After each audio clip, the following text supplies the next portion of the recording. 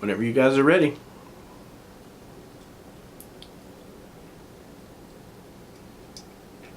What is going on, guys? So today we're back with another deep dive, and yes, the Fusion Cup has officially been announced, but I figured we'd run through a couple of last deep dives for the Timeless Cup, simply because they gave us an extra week in the cup, so I figured I might as well do something with it. Starting on Friday, we actually are going to go over our first deep dive for the Fusion Cup, and I can tell you that it's gonna be a creepy, crawly one. One of my faves. Either way though, today we are actually going to be talking about Sealeo, who is an ice and water type Pokemon, maxing out at 1714, which is a great CP to be maxing out at. With a 0-1 attack, 15 defense, 14 stamina at level 38. You do actually hit a 1498, which does actually yield you the maximum amount of stat product available to you inside of the Great League. If you actually put Sealeo up against the entire Timeless Cup, and you just look at bulk and stat product, you actually get a 12th in bulk and 10th in stat product, which is actually quite impressive. Of course, all of that does come from our base stats with a 137 on attack, 132 on defense, and a 207 in stamina. That's actually a pretty nice stat spread there. As always, we know that that's basically only half of the picture. We need to take a look at our moves to get the full idea here. So let's actually take a look into some moves. Now, we only have 2 fast moves and 3 charge moves, so not going to be too hard to kind of whittle through these here. In terms of fast moves though, we do have Powder Snow and Water Gun. Powder Snow clocking in at 4 energy per turn, which is amazing, for 2 damage per turn, which does get bumped up to 2.4 because we do carry that ice typing and stab comes into effect. Then we do have Water Gun for 3 energy, we get 3 on the damage,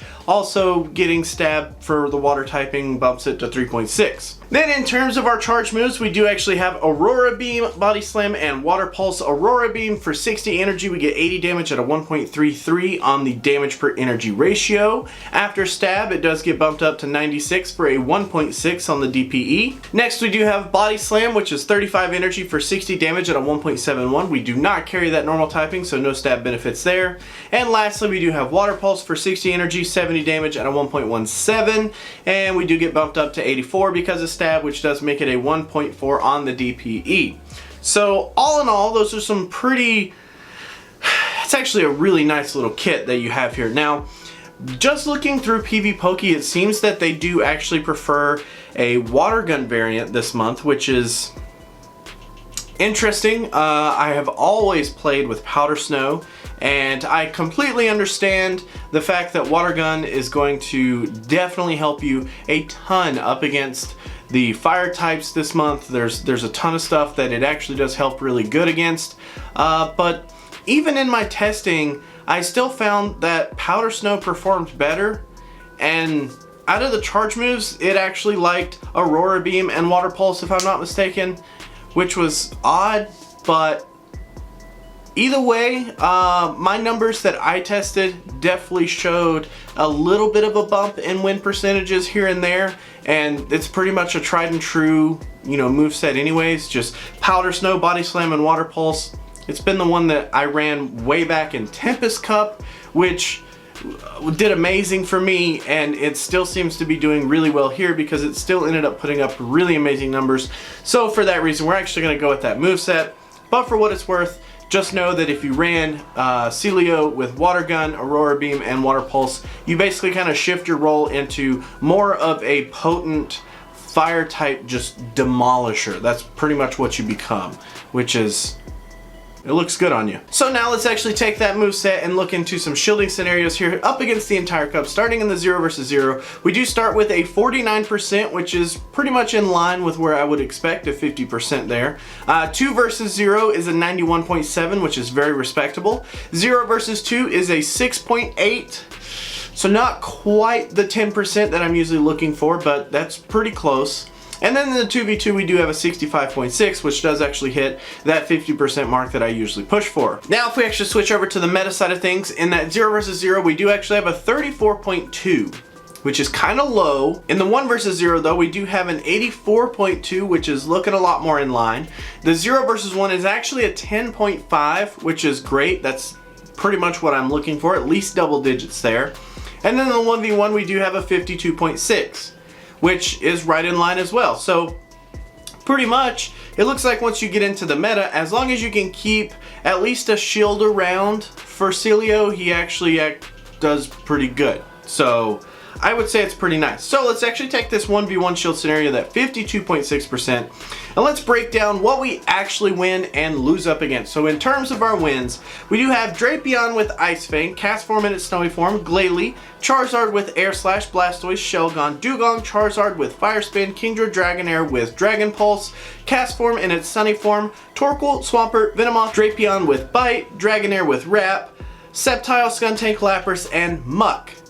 Now, if we switch over to our losses, I do want to point out we do have a few ties which are up in the right-hand corner here. Whiscash, of course, we do tie up against ourselves, Quagsire, Haunter, and Frostlass. So really fast. So the moveset that PV Poke actually suggests for Sealeo is still a tie here.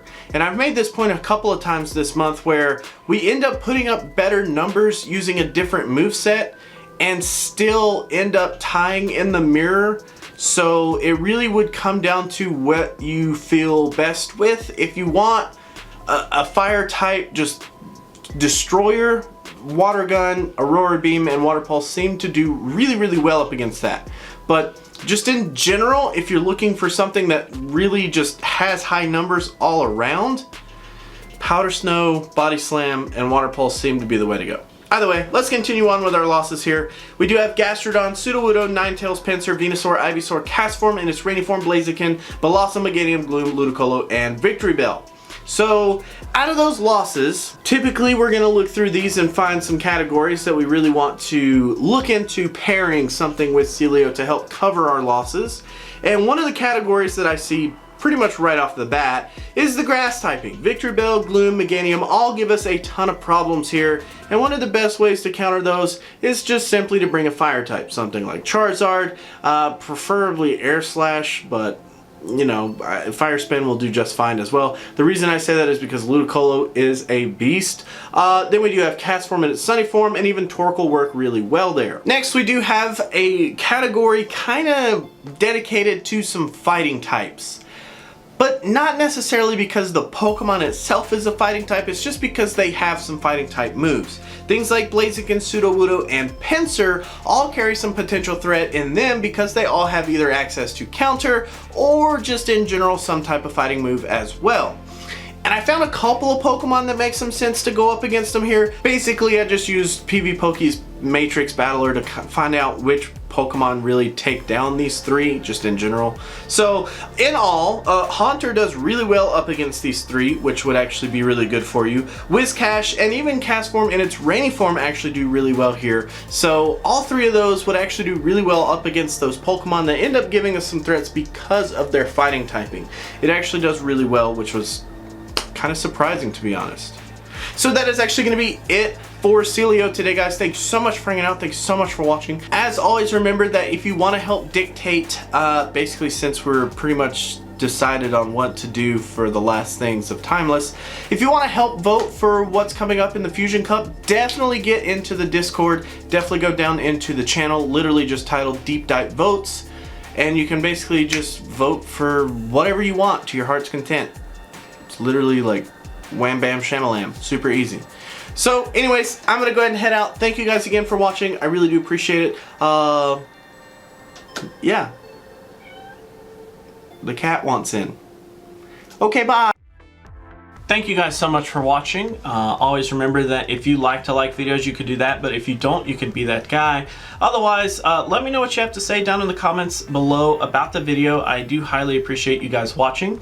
If you guys want to support me in any way, there are several links down in the description for Patreon, joining the community here on YouTube, or even just directly PayPal if that's your thing. I greatly appreciate everyone's name that's on screen, as you guys have showed some sort of support outside of just viewing the videos, and I thank you guys. You don't understand from the bottom of my heart. So until our next video, guys, I will catch you then.